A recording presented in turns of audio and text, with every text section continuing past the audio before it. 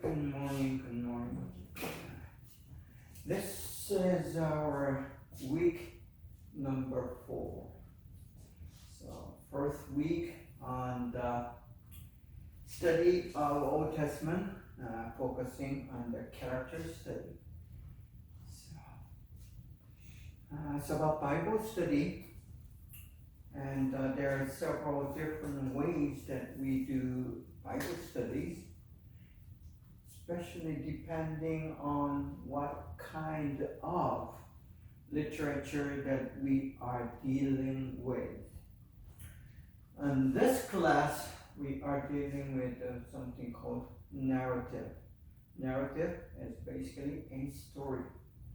So we are learning about the story, and this class actually it is titled Study of Background, Bible Background. To do so, the background is like a cultural, social, political, geographical, and historical, and so on. There are many different backgrounds. But in understanding the message, the major background in narrative study ought to be the character. Who they are, how they grew up, what they do, what they say. These things are the major backbone or backdrop, the backdrop of a story. So that's why we are focusing our study on the characters. And there are thousands of characters in the Bible, but you can just summarize or categorize them as a major and minor characters. And there are like almost several hundred major characters. Out of that, there are a couple dozen main characters that we want to focus on. These are the major characters. Very, very important characters. So here we are, and still under lesson 2. This is where we left off last week, week number 3. So begin week number 4 on the study of narratives. So we were on the way of learning to understand a narrative, and week number 3, last week, we have covered the hard components or hardware of a story, which is like a plot, structure, and there's like a beginning or introduction, then development, then the major turn of event or climax, then conclusion of story. So basically there are 4 different the stages, which usually it constructs the hardware of a narrative. And now, soft components.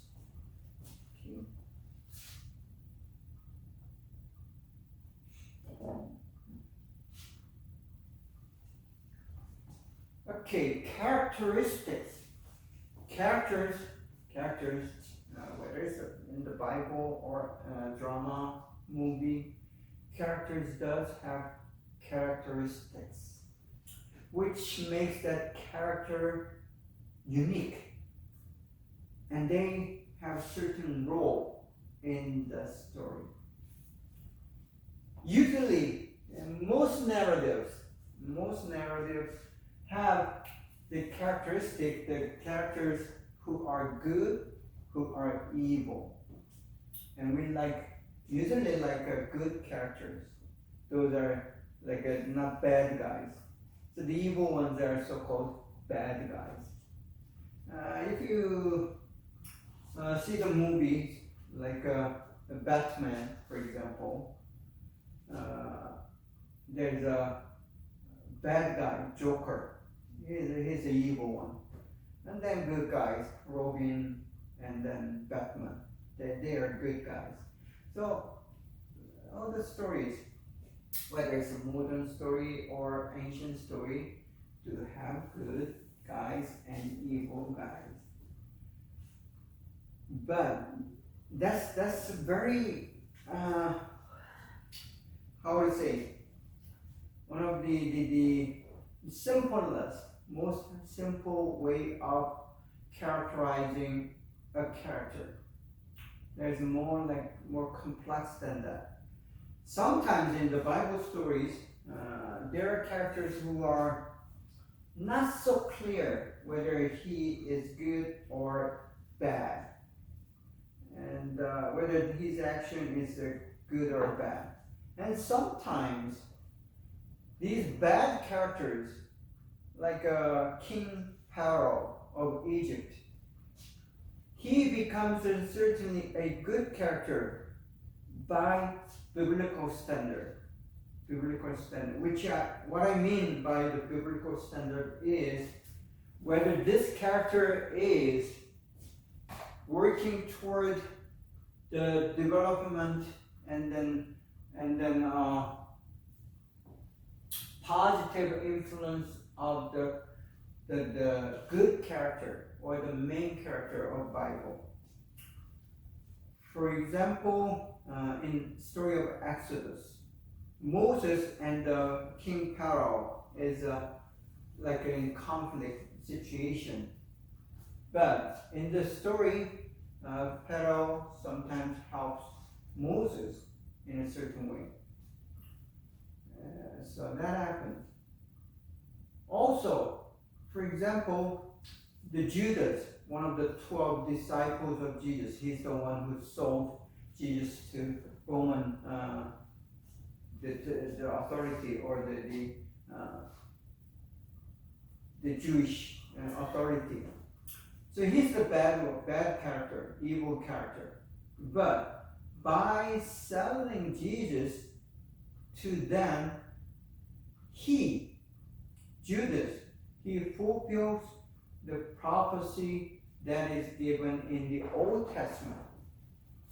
So Old Testament is like it's a promise or preview or foretelling of what is going to happen to the Messiah.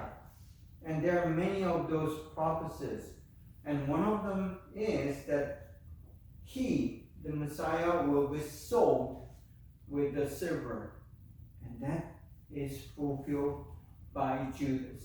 So by doing so, even though he does a very bad thing, he fulfills, and thus, in our standard, in biblical perspective, he's a good character who actually fulfills what's going to happen. Then, we can characterize ours and theirs. Theirs usually they are the bad ones. We are the good ones. Many stories have this very simple and obvious and common traditional framework. Then thirdly, major character and minor characters. Yeah, and we know that. I mean, this is amazing. Major characters is the main character who leads the story, who's the center of the focus, center of the attention. Minor characters usually we call supporting roles, supporting actor or actresses. They are the ones who make the story surrounding the major main character. And in the Bible study, when we do the character study, we do both major and minor characters. Sometimes minor characters do take a very critical role in the development of the story, or even the conclusion of the stories. So minor, it may not be so minor in biblical stories. Okay? And next concept is one of the key in understanding a narrative. There is something called a protagonist and antagonist. protagonists are this is a character who works positive, or who's leading the story, the good ones. Usually the good and our character and the major characters are the protagonists. On the other hand, antagonists are the ones, these are the ones who go against the main character. They are the ones who cause the conflict. They are the ones who attacks and hinders the effort and the purpose and the goal of the main character. So that's called antagonist. Then we have active and passive characters. Whether it's a protagonist or antagonist, whether it's a major character or minor character, usually the major characters are the active ones. He or she is the one who's making the story and leading the story, taking initiative in the actions and the development of narrative.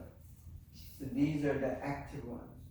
While the passive ones has less of story in the narrative, but they take a part. So you look at these characters and try to see whether this character is a good one, or a bad one, and this character is like on our side or their side, and whether this is a major character or minor character, and whether it's protagonist or antagonist, active or passive. These are some of the measurements or standards or categories that you can identify a character and see how this man or woman is key in developing the story and delivering the message of God. So I told you the whole purpose of studying the Bible and the narrative and the background, therefore, is to get the message.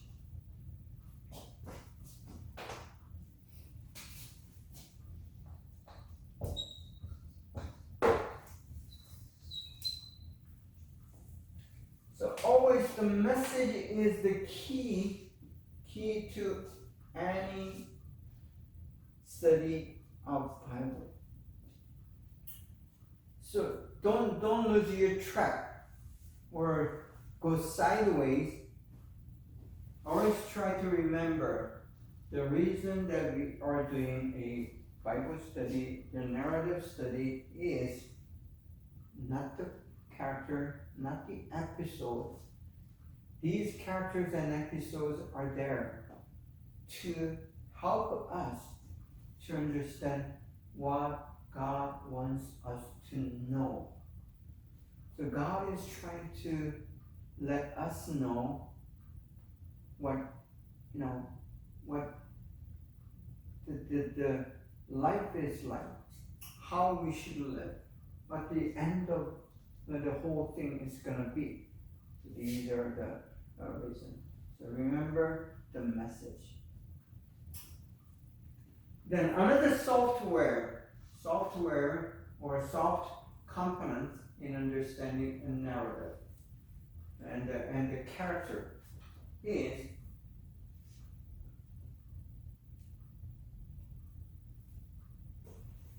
what we call thematic. Thematic means it has to do with a theme. Theme and the message is pretty similar. You can say the theme is message or message is the theme. So you can use it interchangeably even though it's not exactly the same concept. Still, the thematic, if you want to understand the message and the theme of a story, you look at the topic. Topic can be anything in your life.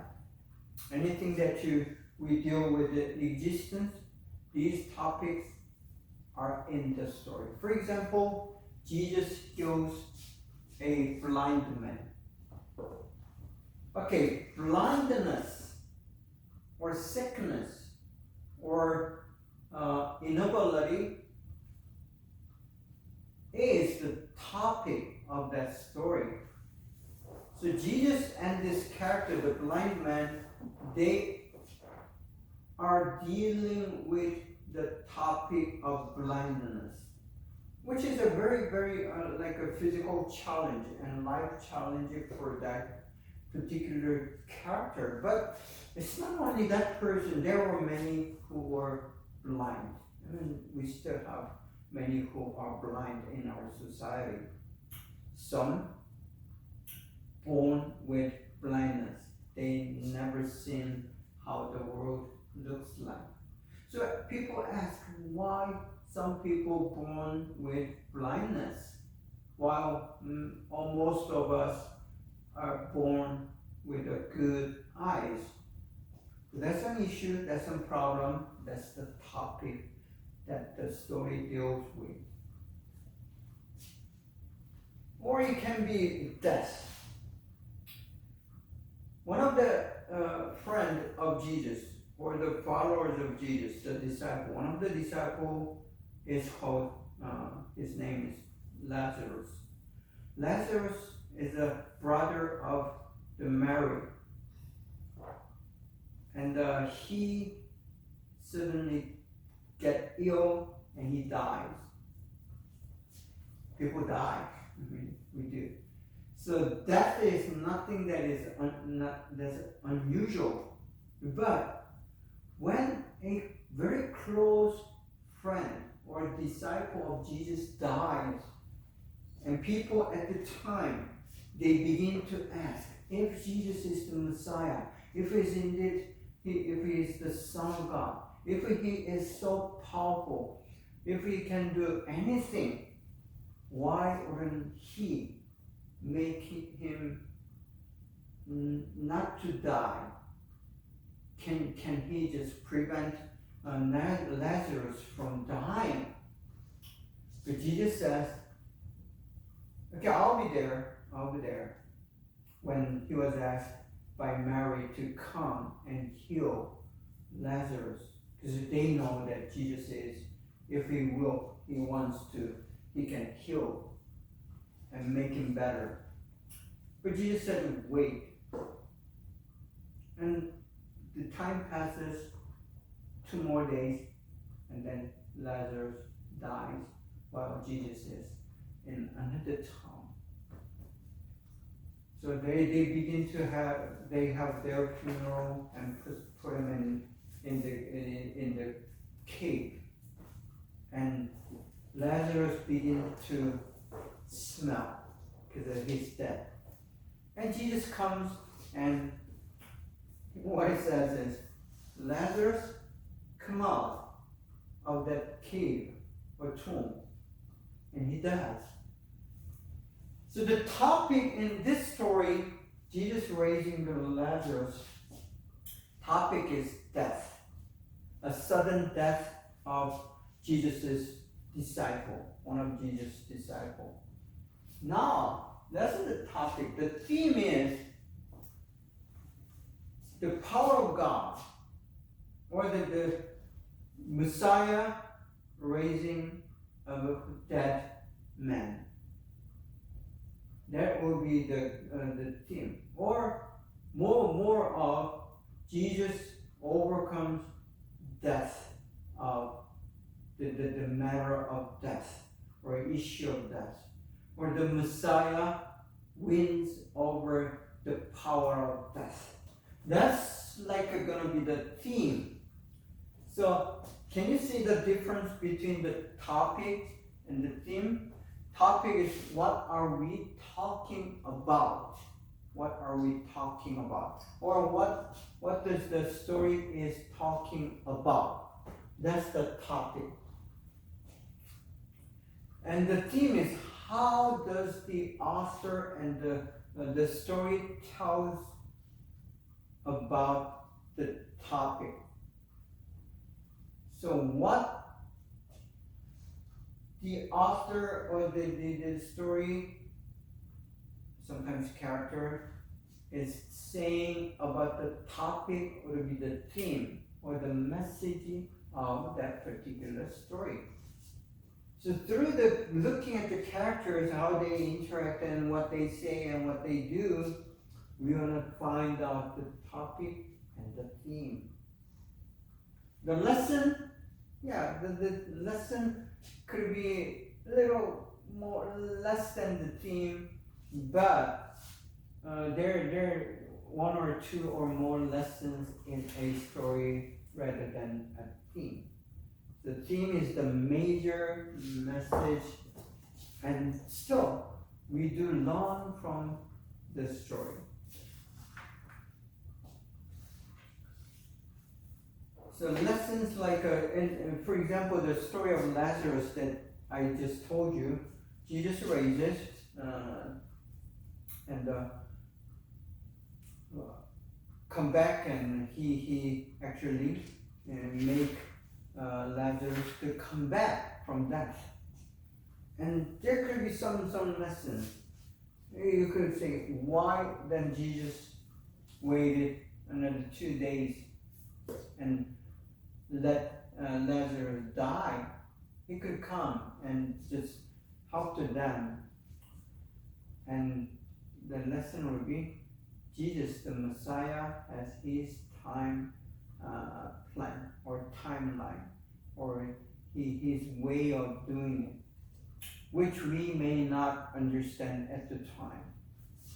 So as a Christian, if you try to live a Christian life or life as a believer, there comes a time that you don't understand why God is doing the things that he does, why Jesus is not answering right away, why Jesus or God is not answering my request, but answers in a very different way than I expect. These things happen. So the lesson in that story, particular story, would be, God has his own plan, sometimes which we may not understand at the time. But that would be like a lesson. It's not the theme or the message, but it is part of the story, and it's something that we can take out of or learn from the story. And those are called lesson or lessons. So these are the thematic components of a narrative or character study. Next, continuing on thematic terms or the items, the message we talked about, virtues. Virtues are one of the lessons. So virtues is like what you value as a person or Christian or believer. So our Christian virtue or values are so many times different from that of secular world.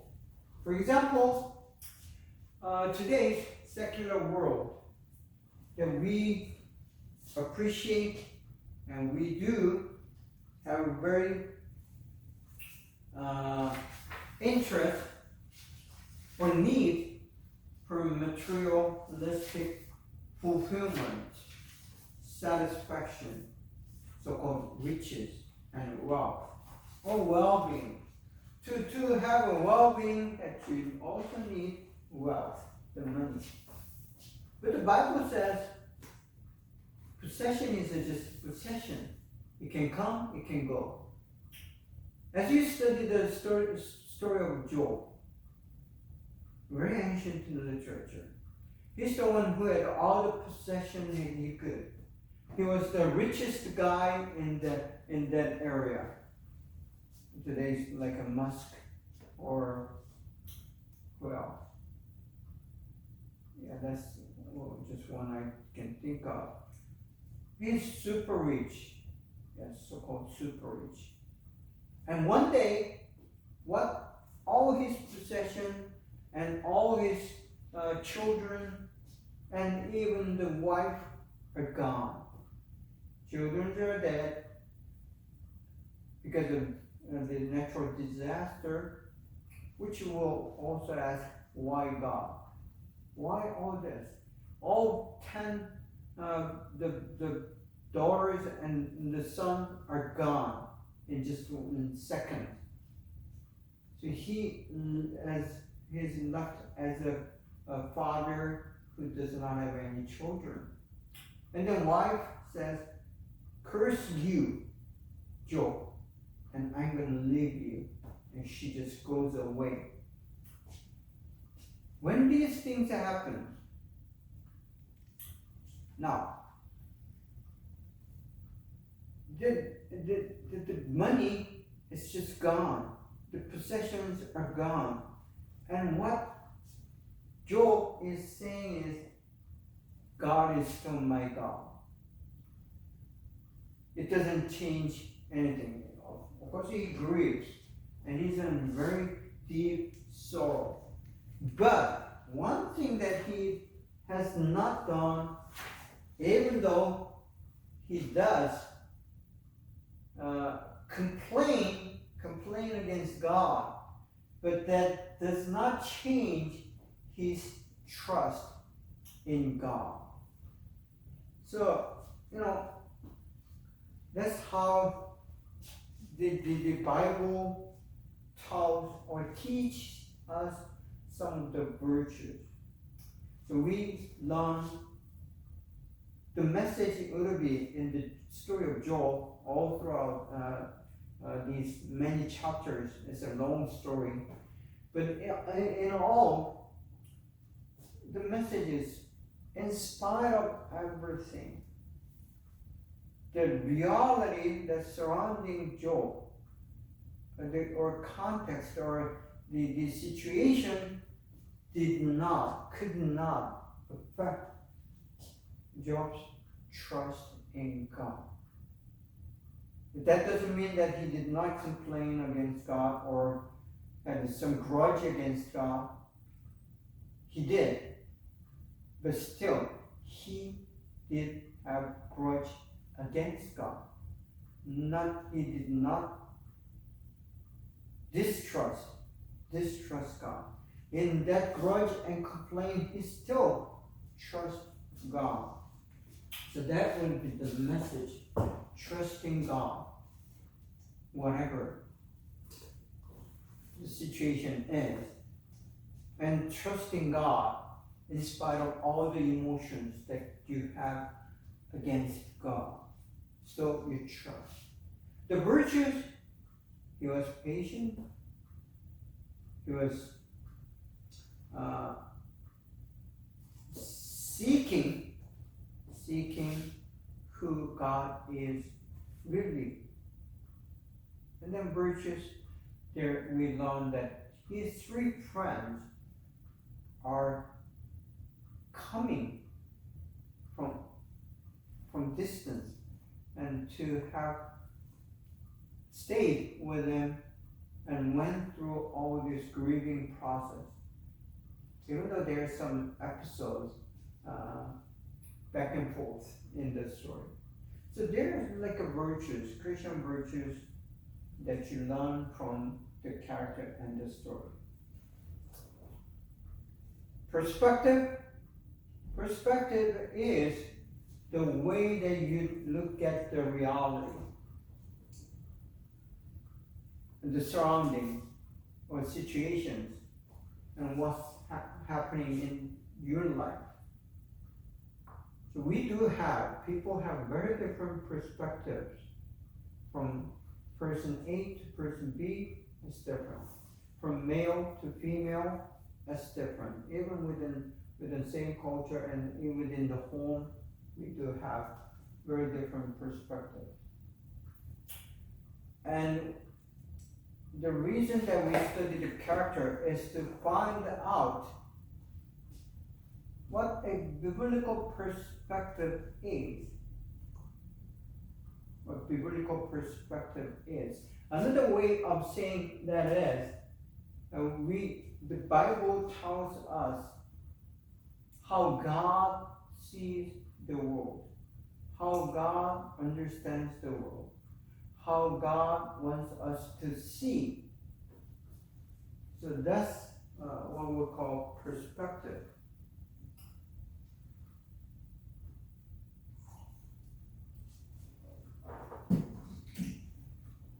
Perspective comes from your perception of the things and the person and the story and so on.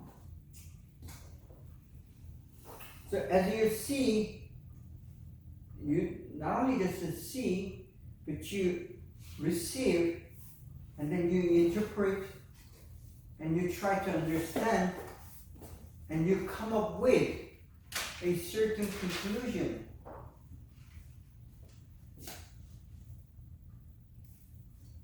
Okay, hold on a second.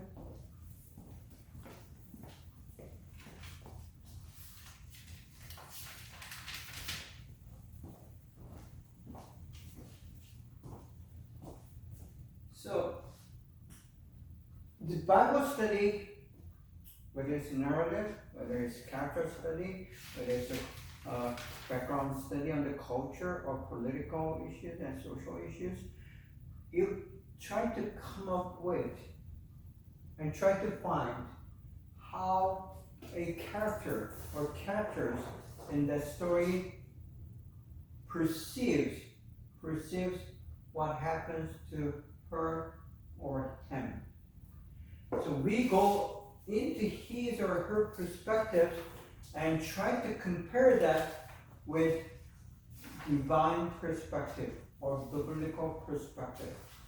Biblical perspective is the right and correct perspective that you need to have. And the way you formulate that perspective is by studying the Bible, the story, and the character, and the episode. Sometimes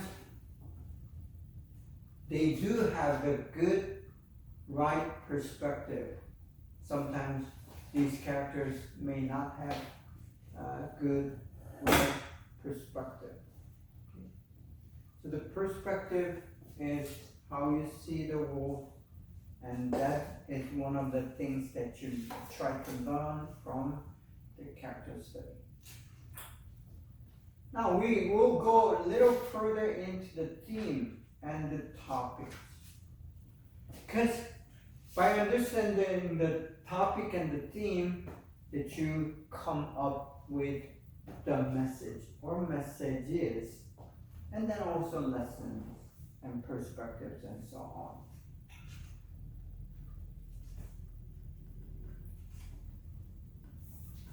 These are some of the major theme or the major topics that the Bible is dealing with. Not only the Bible, any religion, any religious scripture will deal with these things, because this is the issue. This isn't something that science cannot or does not have authority over. If you're a good chemist, a student of chemistry, or the scholars of chemistry, or the expert in chemistry, you are not able to answer these questions. The so-called distorted or broken reality. It's not only broken, something's wrong. So as you live your life, I mean, if you have lived this much life, 20 plus years, then you certainly know and agree that the world that we live in is not perfect. It's not perfect. Not only it's not perfect, there's many things that are wrong. Doesn't make sense. You don't understand. You don't like. So the reality is not favorable to us. Sometimes it does, but many times it is not. It's unfavorable. It is against you. You don't have the money. You don't have the opportunity. You don't have such and such. And you're so confused. And you say, why someone is born to a royal family while I am born into this very poor household? Why somebody has all these talents and the good looks and the money and the power and everything while I do not have those? See, why somebody that I know, he or she always succeed while I have all these challenges and difficulties? I mean, these are the common, very common questions and perceptions of the reality that we live in. So how do we answer that question about the distorted or broken reality, the world? It's broken and it's immoral people. I try to live a moral, ethical life.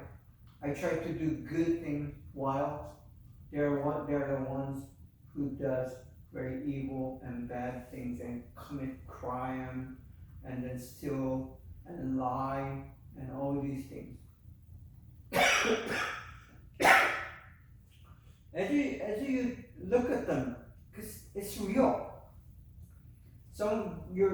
One of your best friends in one day may betray you and put a knife behind your back and talk behind, gossip behind you, and so on. You find out, then you feel betrayed. It's not just a feeling that you are betrayed. These things happen. Because that's how the life is. I mean, how the world is today. So you cannot trust people. You can only probably trust your own family. Sometimes that's not the case. Your own family may try to deceive you, take advantage of you, and so on. So you have this question, why? In society, it's not fair. It's not fair, period. Whether you have a socialist government or democratic government, whether you're living in China, America still, there's a little difference, but basically, as imperfect society that we live in. I've been living in America for 30 years, and another 30 years back in Korea. And if you compare it to life that I had, it's still, America is, you cannot say America is better than Korea. Some things are better, but some things are not. And the society, if you compare the societies, both Korea and America, it's not perfect. It's never been perfect, and it never will be. So as you look at this distorted reality, it's not just a matter for us today, but it was the same several thousand years ago, 2,000 years ago, when Jesus was walking on earth, the same thing. So how Jesus the Messiah perceived this distorted and broken reality, that's how we should also see and understand the world.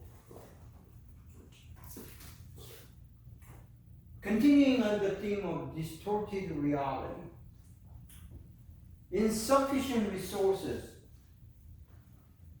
Somehow, I mean, God made the earth and all the environment and resources. If we can share, if we just have the heart for serving others, then we have abundant resources.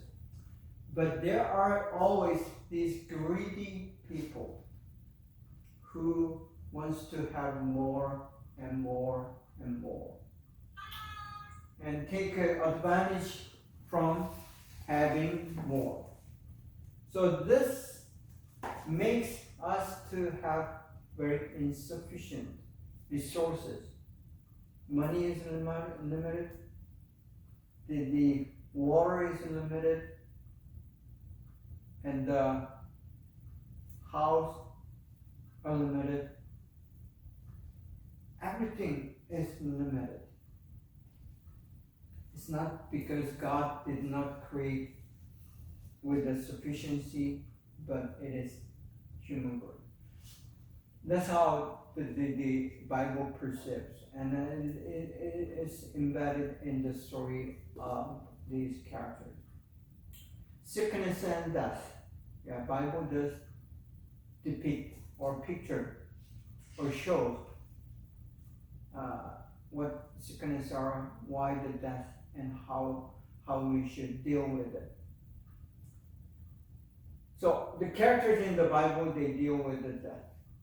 They deal with the matter of being sick and getting blinded and so on.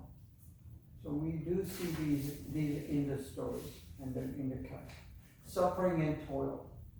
That's a very common subject in anywhere in the world. Anywhere.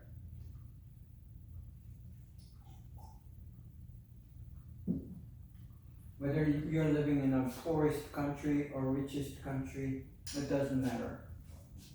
You always see this human suffering and toil.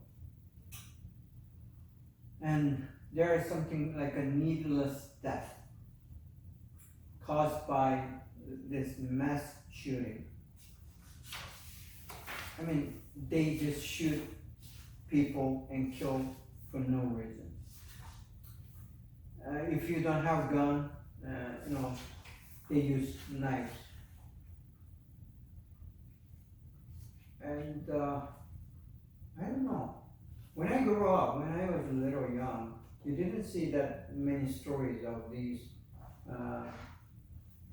so-called mass killing. The one common thing is that they kill for no reason. And these are happening elsewhere in the world. So the world has changed in that matter. It became worse.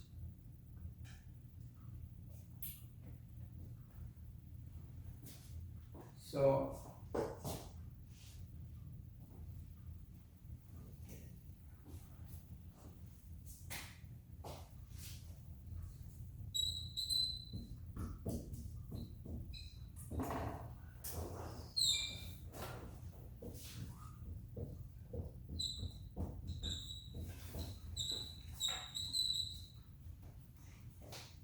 this would be still, the helpful, very good formula to follow when you're trying to understand and study biblical characters. So we dealt with the reality, the distorted reality. Now, problematic existence. Because of the issues, the problems that we have, the existence is not the way that we hope it to be, or wish it to be, or how God has designed it to be. It's not only just different, it's all broken. Because of a broken reality, the distorted reality is natural, or it's obvious to have, or resulting in problematic existence. So the life that we have today is very problematic, meaning it doesn't go the way we wish it to be, or so-called perfect life does not exist. Ideal living does not exist. So people think they can be happy when they have all the possession and money and power. Once they do have them, they end up killing himself or herself. Many celebrities, the stars in Hollywood and the music industry, mostly in America and Korea, that I see, they achieve what they thought is a so-called success or the happiness, and then they eventually find out that's a problematic existence with all they have, all they have achieved.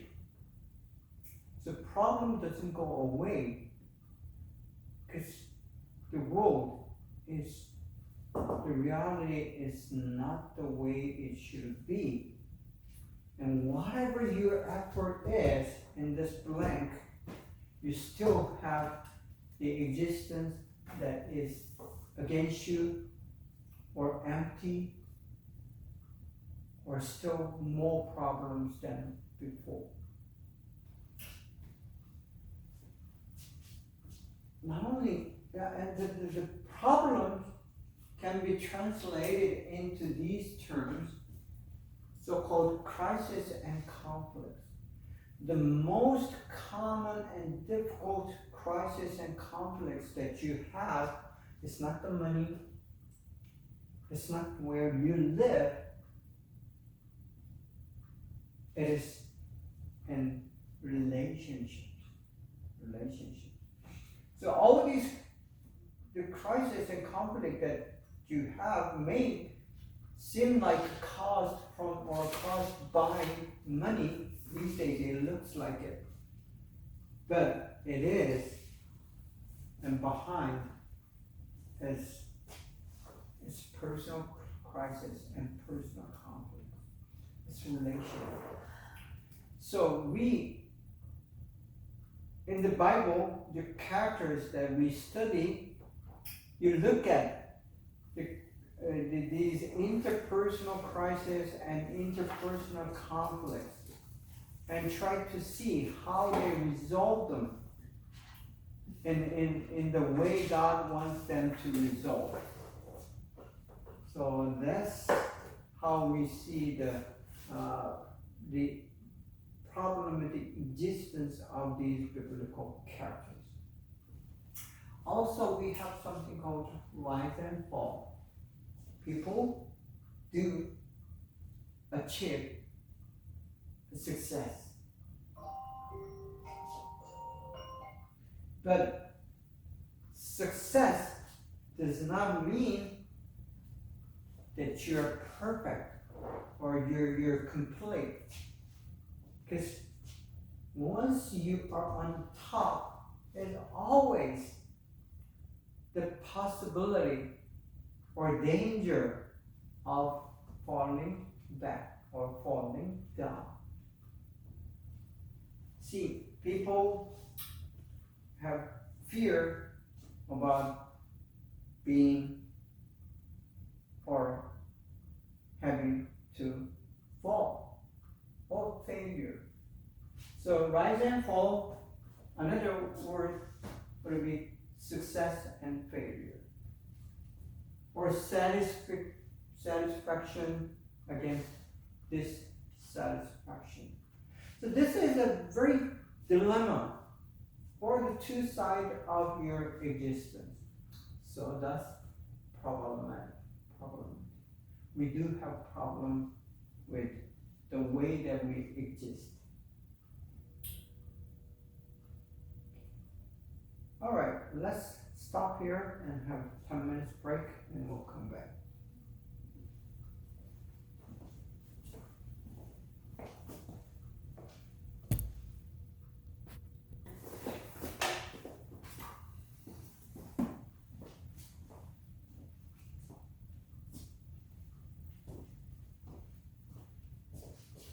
Okay, we are back and we'll continue our discussion about what the narratives are. Whether it's a Christian or non-Christian, the story that we look at is all even those dramas and movies, they deal with this problematic existence.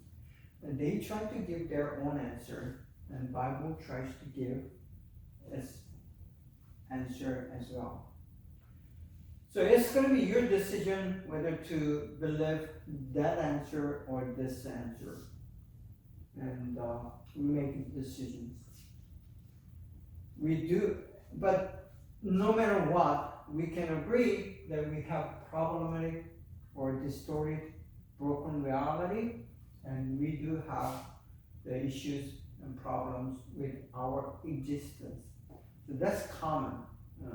Whether you're Christian or non-Christian, or you're a Muslim or Buddhist, we do know that word is not perfect. Continuing the problematic existence. These are some of other issues that we need to deal with, and the Bible does give answers. And the biblical characters, the characters that we study, they do come up with, or they have to face these issues. Defeat and victory, same, just rise and fall, success and failure, defeat and fall. So failure and success, and pain and suffering. Life is full of these things. That would be good if we can always win victory and victory after victory. But it's not the case. Success after success after success, continue to success until you die. And the death is not something that you cannot overcome with all the victories and all the success. Just a case of if. Let us say that you have success after success, but at the end, there's the final suffering, final pain, and final failure and defeat. It's called death.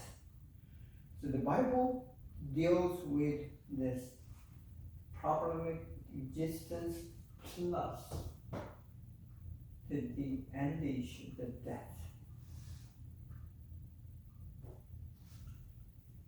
Emotional turmoil.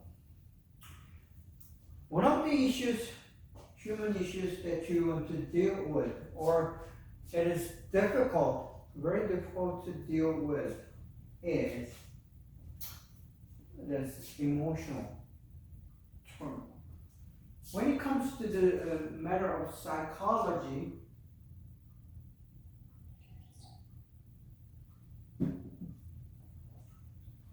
or the things that are happening inside.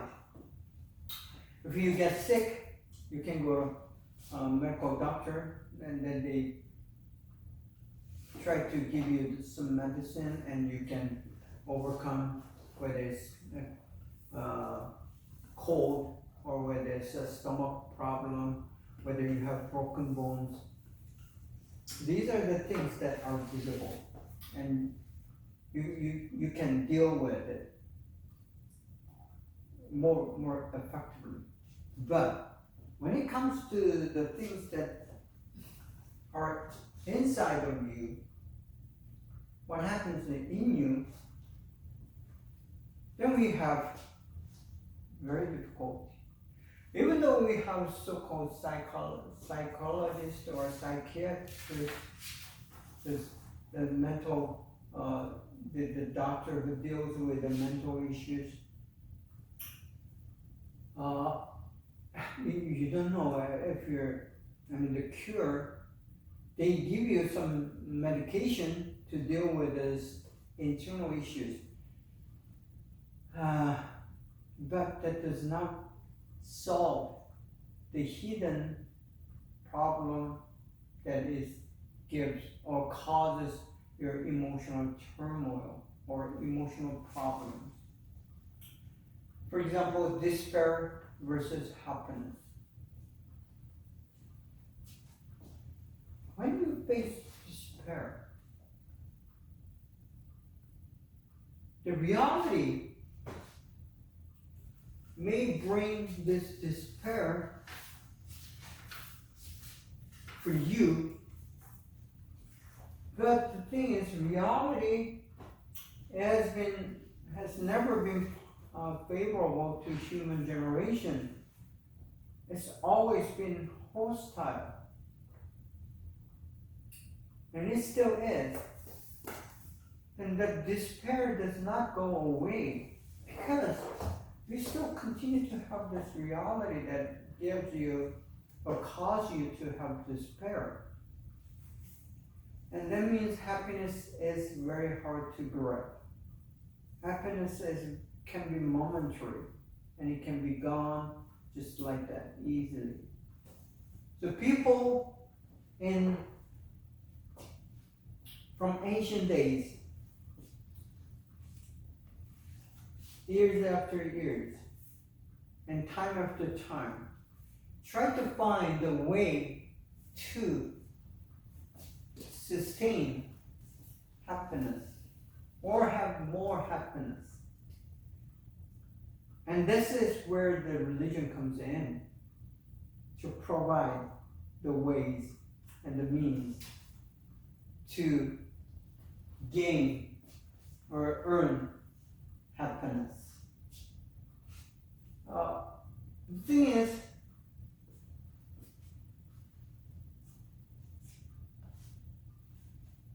happiness and despair, harder you try to get happiness, then you instead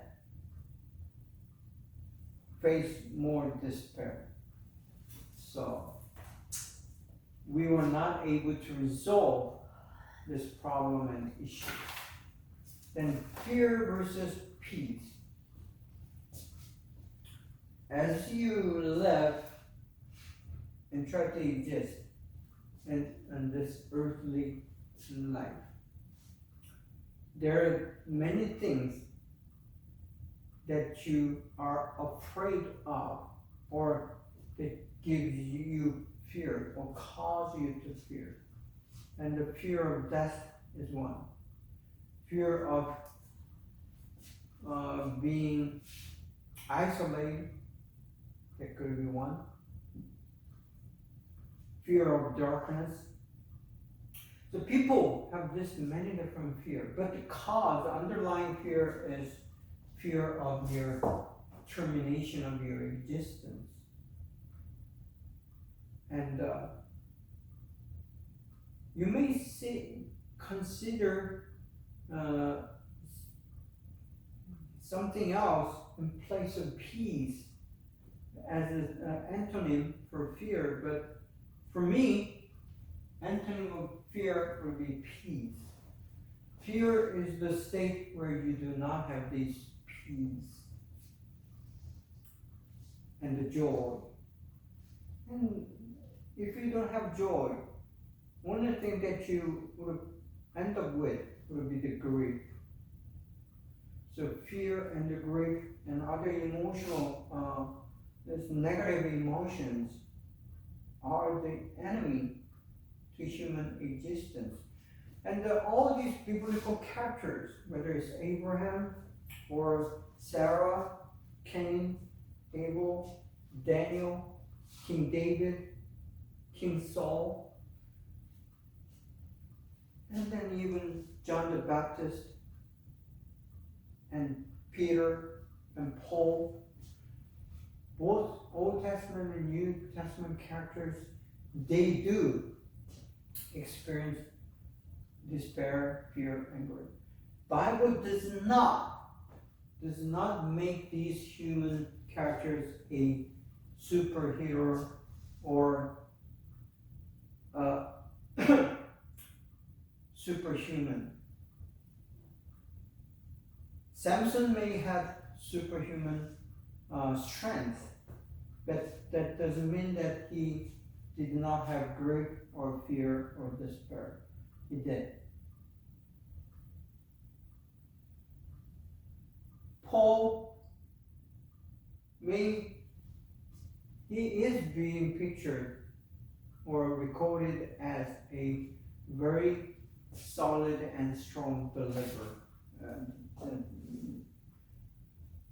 But as you look into the story of Paul in the Acts of Apostles and also in his own writing about himself, and he did have his share of this emotional turmoil and emotional toil. So no biblical characters are pictured as ever happy, ever in peace. No. Job or Jonah or Isaiah or Jeremiah or Elijah, all of these, super characters, they are the major characters, but they've never been superhuman in sense of their emotional existence. They do experience, even Jesus, he does experience these things, though he overcomes it. Okay, still continuing on the idea of problematic existence. When you try to look into, these biblical characters do have this sometimes self-pity. I just mentioned Jonah. So Jonah was, sent to Nineveh to spread to give the message of the judgment, and he does go. And he before he goes through this emotional state, and he doesn't like people in Nineveh. It's like the very people he is against. So he runs away into a desert. And then he finds himself complaining, self-pitying himself. And so Jonah is not an exception. And then self-esteem. That's a healthy mentally or psychological state to have self-esteem. But many of us today can identify ourselves rather with Jonah or those characters who've gone through this very discouraging or self-pitying state of being.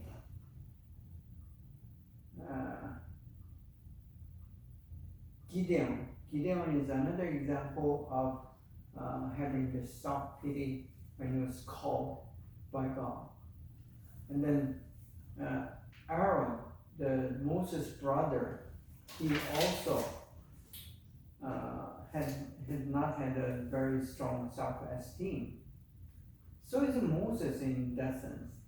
When he was trying to send him, he said, I don't have this good speech. How can I convince King Pharaoh to listen to me?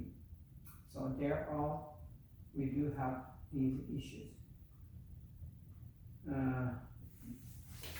Then grace and anger.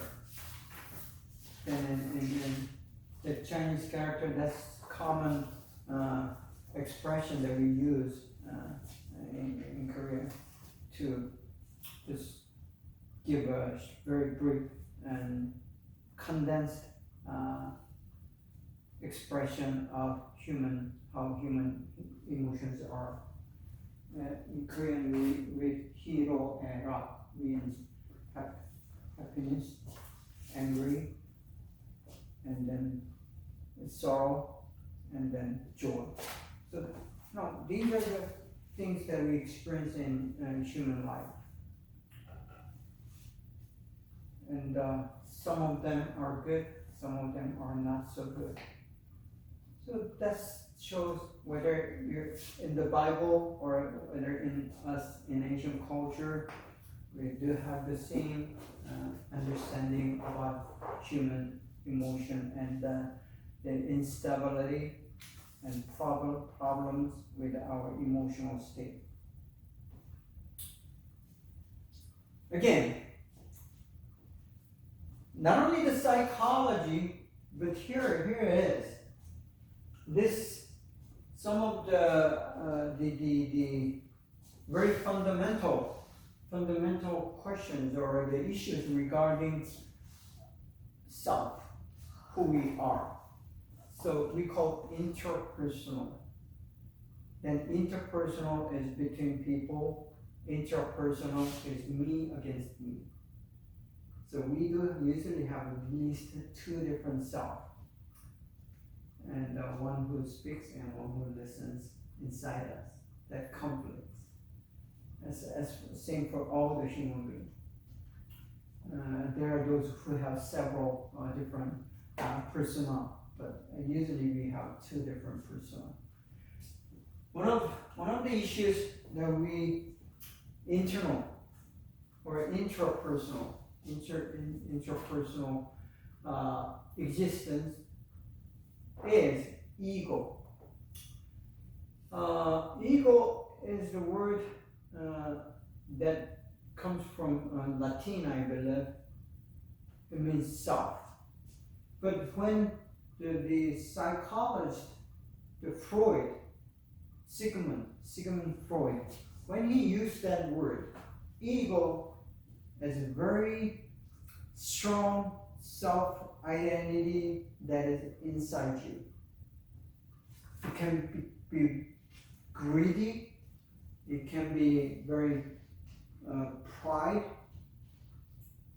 it can be very selfish, and it is very solid, the essence or ethos of human being is that.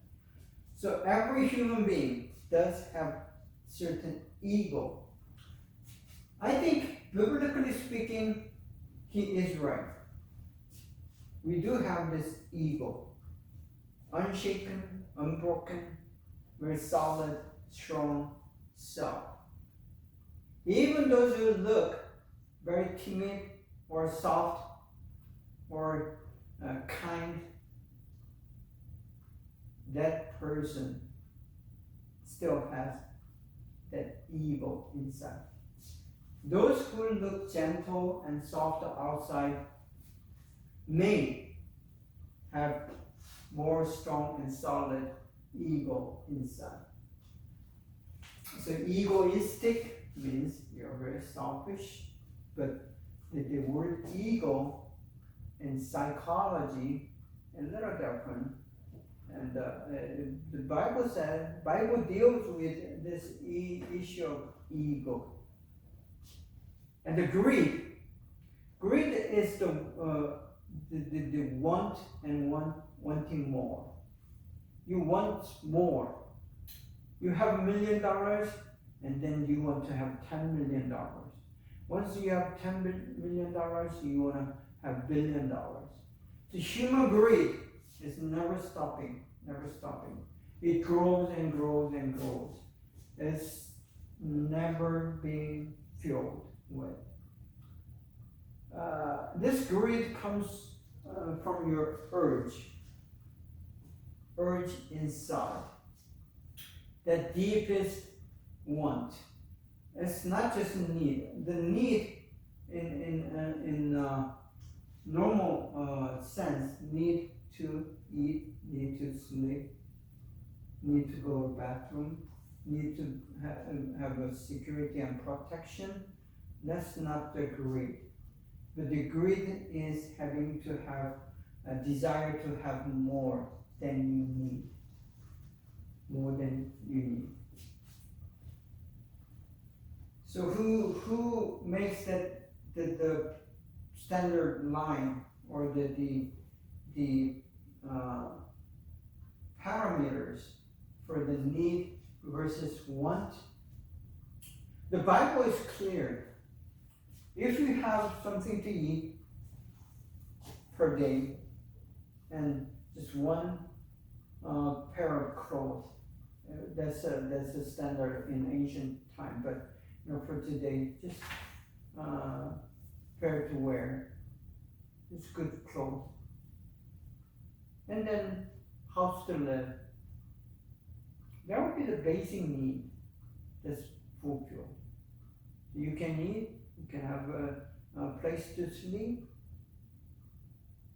and you can go out and not to be embarrassed.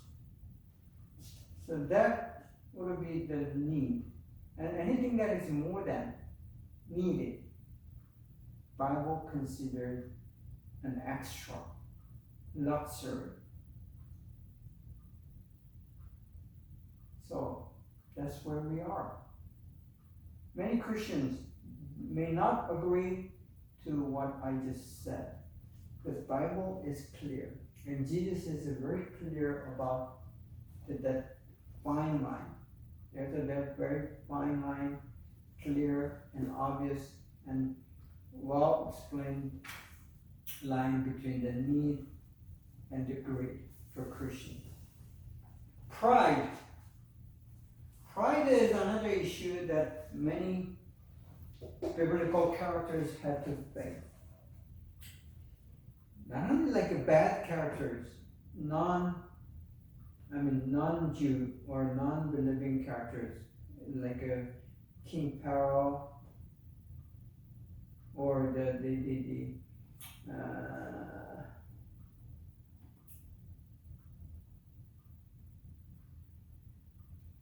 Pontius, who crucified Jesus. Still, there are biblical characters that are dealing with this issue of pride, or this trying to be at top or better than others. That's also a part of pride. For example, when you read the conflicts, the story of conflict between King Saul and then David. See, there's this key element of power and pride and then competition against David from King Saul. This pride, or the sense of trying to be the top, the first, the most powerful, eats himself eventually. And then this King Saul at the end goes insane. He goes crazy. So pride is an enemy to many those who are being successful, or being on the top, or being in their leadership. The pride is related with the great and evil. I mean, it's not like a separated add one thing to the another, but they are closely connected. They are related. So when these things like come together, it destroys you. Again, these are a little different. Cruelty. Cruelty is, it will cause you to have conflict and issues with the other person. So, I mean, these things, interpersonal inequities or problems or the negative elements will cause the problems or conflict with other person. But before it develops into that relational issues, it's inside you. It's something that you need to deal with inside.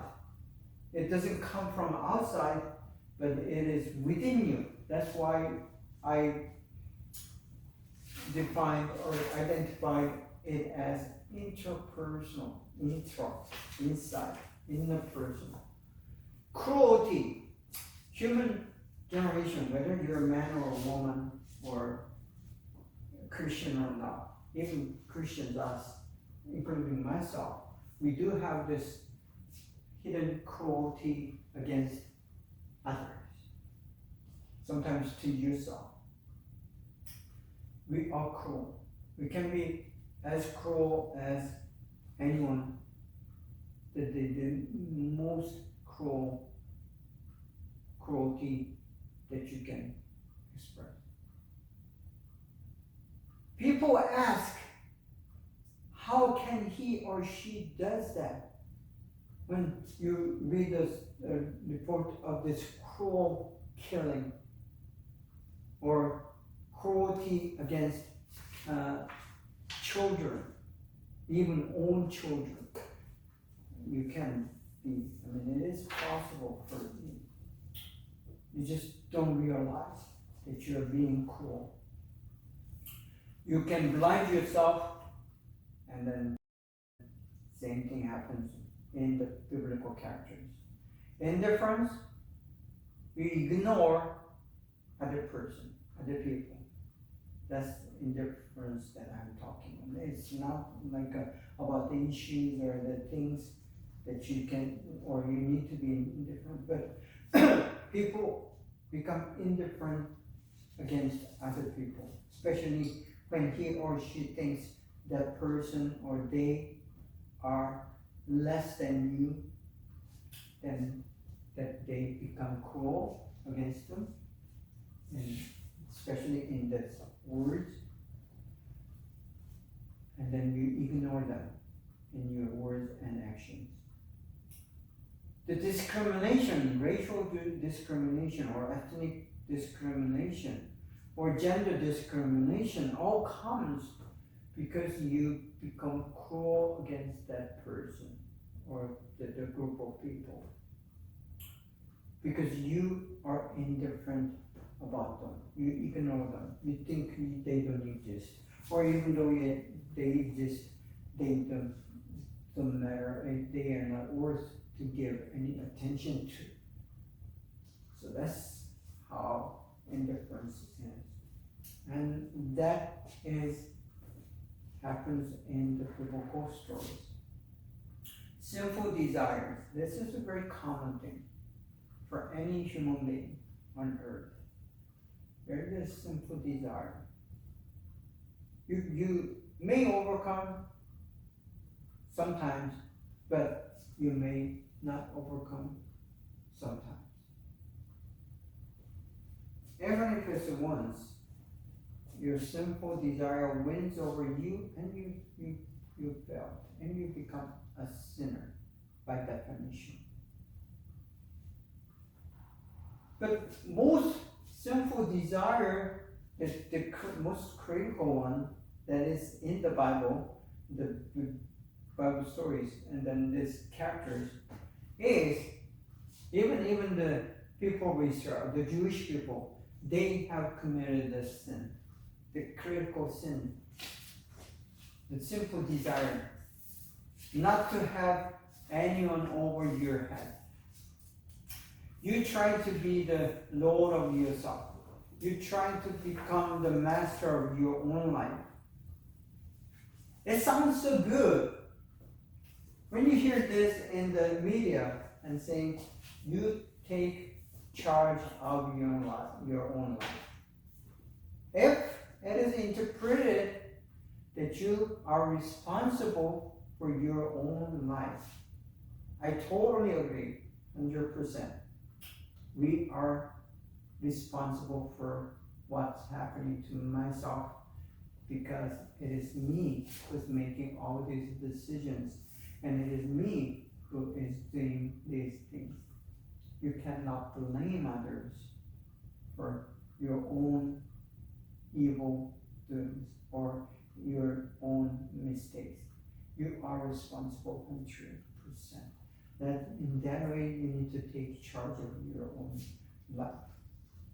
But on the other hand, it can be interpreted meaning just don't listen to others, do whatever you want to, whatever you desire, just follow that desire. There's no good or evil desire. Any desire that comes out of you is you, therefore do whatever you want to. If that's the way it is interpreted, then that is a sin. And if it's interpreted and further, you can do without God. I mean, God, that's just imagination. There's no God. That's a human-made thing. The weakest person is the expression of weakness when you're trying to trust God or make God. But that's not true. Yes, we are weak. That because of our weakness, that we depend on God and trust God to not only to resolve, but to avoid the consequences that come as the result of our own weakness. It may cause trouble for others. So to avoid harming other person and harming yourself, that's where God comes in. Help you to become stronger. Help you to become righteous. Help you to think twice.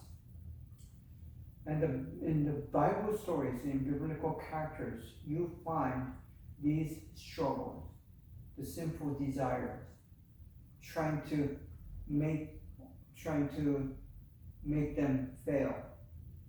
But there's a story of this overcoming against its interpersonal struggles. Now we come to interpersonal. When it comes to interpersonal, there's a good interpersonal things, but there's always what we call conflict. Conflict, like I said before, it happens against others. And it's always interpersonal. Of course, there's an interpersonal conflict too, but the conflict that we are talking about here is between people with others. Love and hatred. It is good to love someone, and love is a good thing. But people hate other people by nature. Whether it's by nature or by your decision, you do have hatred against other people. And in the Bible, this is one popular issue. love versus hatred. For example, the first story after Adam and Eve was created, there's a story of Cain and Abel, brothers, born out of Adam and Eve. And the thing happened is Cain becomes so angry with his brother Abel because he is better. He's better. And he earns the favor of God. Probably, most likely, even though the Bible does not say, my educated guess is that Adam and Eve also favored Abel than Cain.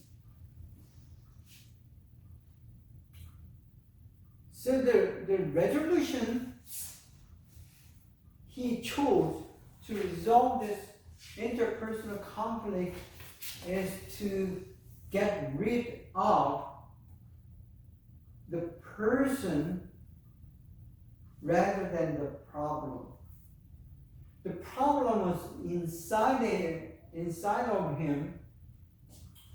It was his inner greed and ego and the pride and this hatred that he had against Abel for no reason. Now, of course, he had the reasons, but those reasons are not the valid reasons. So invalid, I would say invalid reasons. Because of these invalid reasons, he hated and he decided to get rid of the brother. And this killing is premeditated.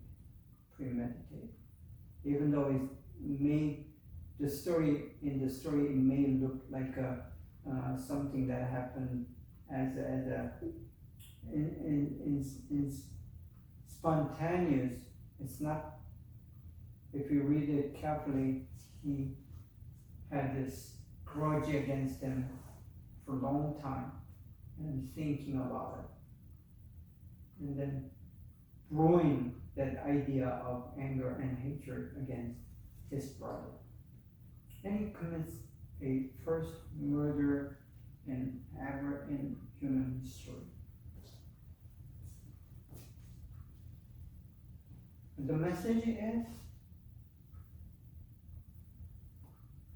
clear. You should love your brother no matter what. No matter what. It's like a no matter what. Love is not love. Love, by the definition, is unconditional. If it's conditional, we don't say it's love, it is like. You may like someone for the certain reason or reasons. But love always comes with something called in spite of, or no matter what. It's called unconditional love. So love by definition is unconditional. You don't need to put unconditional in front of it, but because people use love in very many different sense, because people confuse like for love, we want to make sure that this love is by definition unconditional. Then trust versus betrayal. The most common story in the drama, the topic, the conflict, kind of conflict is a betrayal. So is in the Bible. Judas, he betrayed Jesus. The most historically known betrayal for ever. That's a key moment in human history. The betrayal of Judas.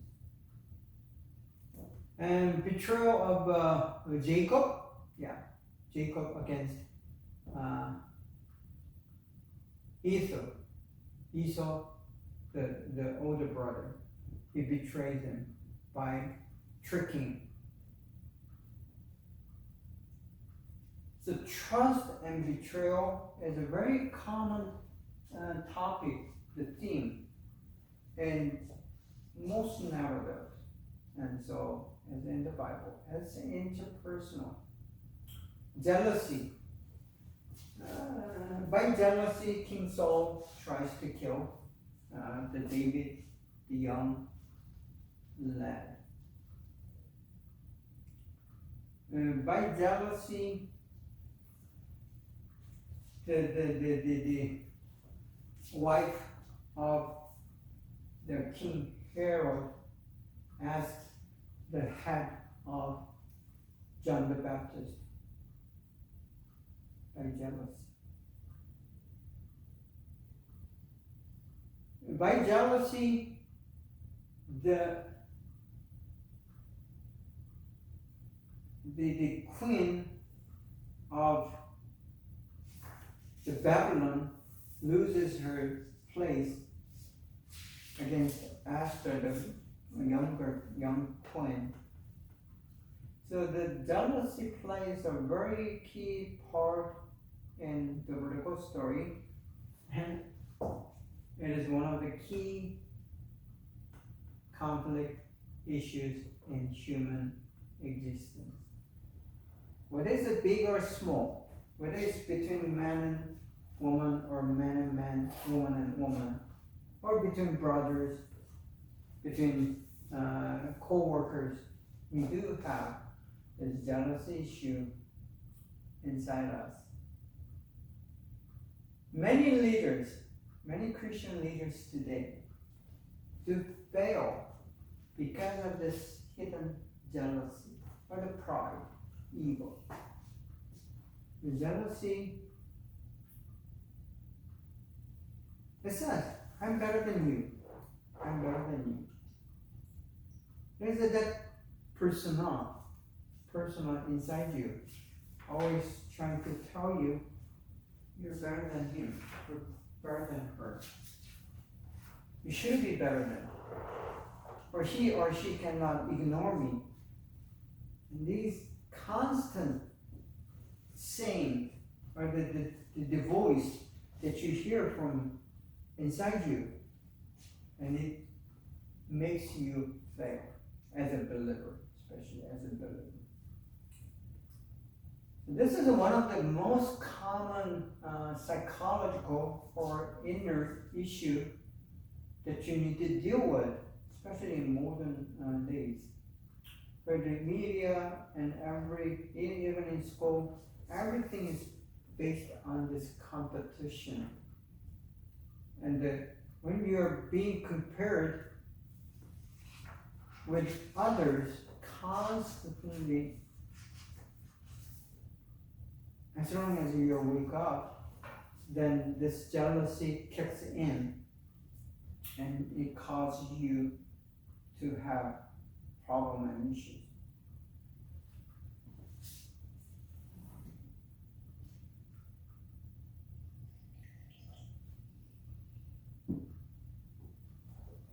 Discrimination, whether it's gender, ethnic, or whatever, discrimination, the level of rank within a company or school. Discrimination is everywhere. The form of discrimination or the domain of discrimination may be different from here to there. It is as many of those, but still, discrimination is discrimination. You're looking down to someone, or you're feeling being discriminated. So this discrimination is not something new. It's not something new, I'll tell you. It's as ancient as a human existence. So, that's one, again, discrimination is one of the important fundamental interpersonal issues in the story of Bible. So that as you study the character in the Bible, we try to identify who's discriminating whom, for what reason, what category. So one of the running common discrimination in the Old Testament is between Jew and Gentile. Jews had this idea of a betterness or the superiority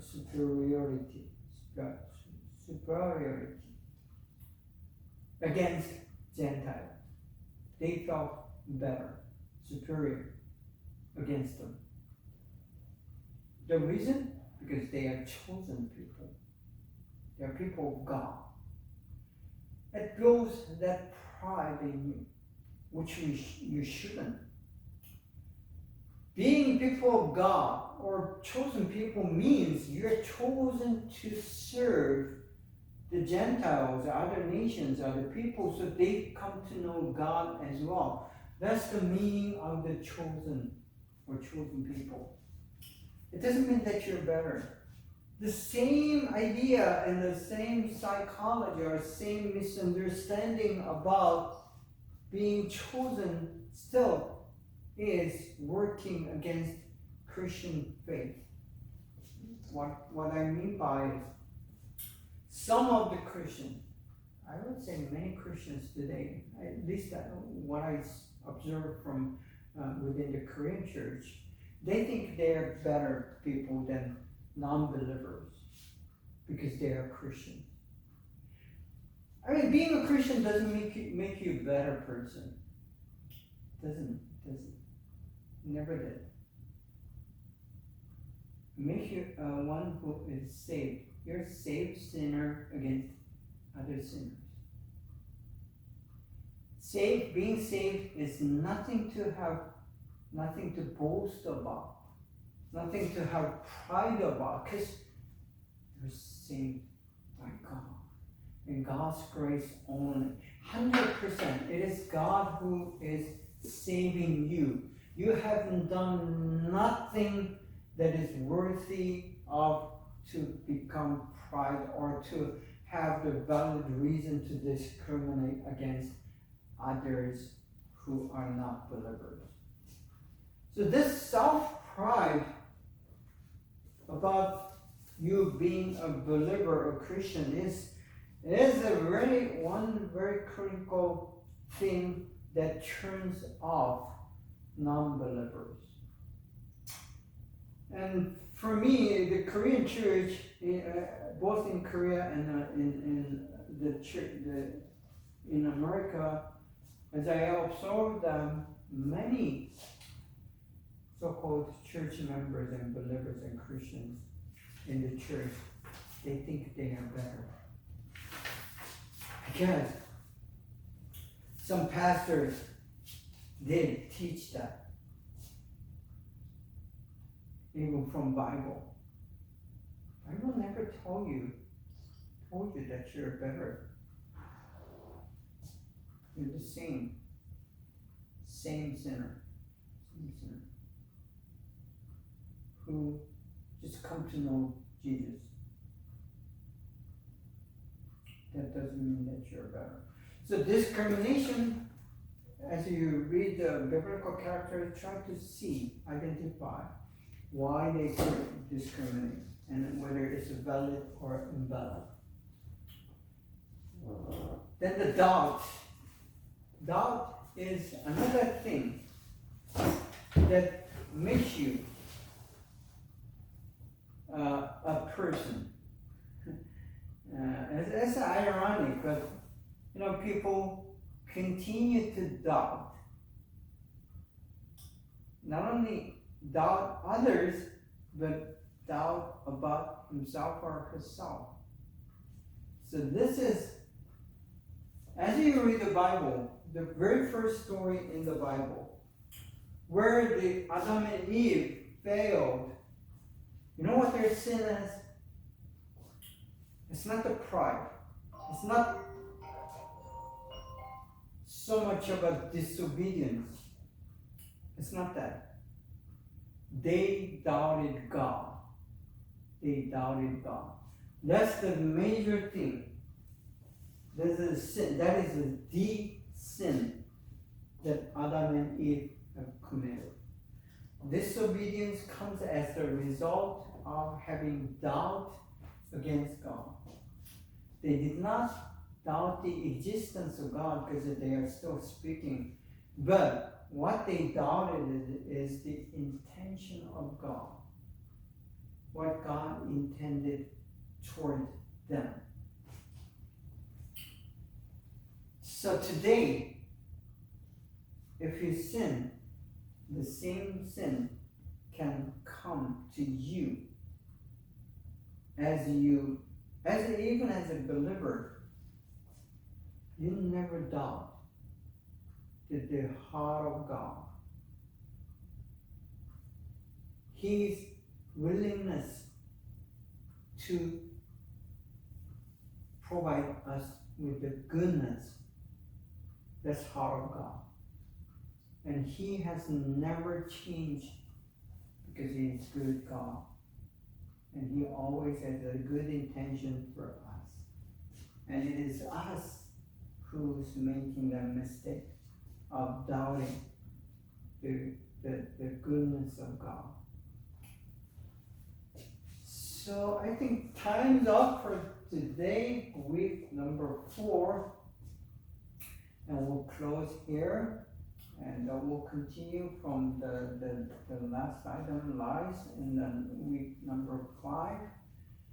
And thank you for listening and thank you for coming. And I'll see you guys next week. Thank you. Bye.